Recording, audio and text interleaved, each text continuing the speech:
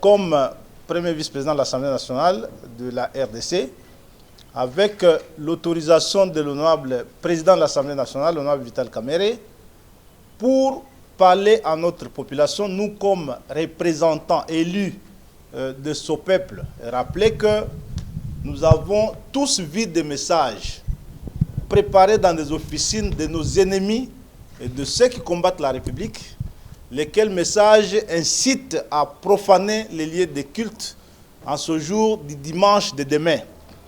Je rappelle que ces messages sont des messages des ennemis. Nous, ici au Congo, nous sommes un État démocratique. Nous sommes un État où les libertés s'exercent pleinement. Et l'une de ces libertés, c'est la liberté de culte. Parce que nous sommes un État laïque, chacun peut se livrer à cet exercice comme il le veut, comme il ne le veut pas, il peut s'abstenir. On n'a invité personne dans des églises de force et nous n'avons pas besoin que quelqu'un se lève demain dimanche pour aller perturber la quiétude de ceux qui ont choisi de glorifier leur Dieu. Et cela concerne toutes nos églises, l'église catholique, les églises protestantes autant, l'islam, les églises de réveil.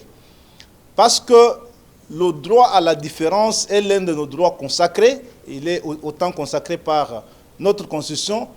La tolérance, elle est une règle d'or dans la démocratie. Et donc, il faut que demain, tous ces gens qui lancent ces messages les arrêtent dès ce soir et que nous insistons auprès de notre population que chacun se rende à sa prière comme d'habitude.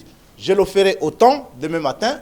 Je vais prier, je vais aller à ma messe du matin et que notre population doit rester vigilante pour que tout celui qui tenterait de perturber la quiétude des lieux de culte soit interpellé, jugé et condamné sévèrement.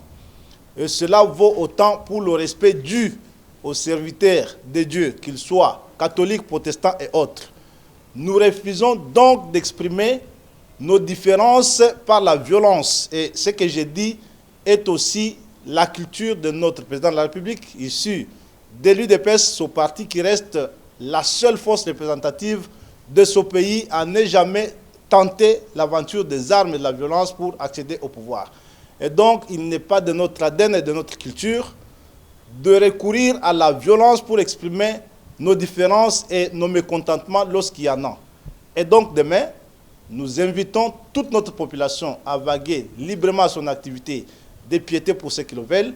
Et ceux qui ne sont pas de cette culture et de cette nature doivent rester à la maison et que tout le monde soit vigilant pour que toute tentative d'atteinte à la liberté de culte aux prêtres, aux pasteurs soit réprimée sévèrement et que chacun alerte en temps réel les services pour que cela soit fait ainsi.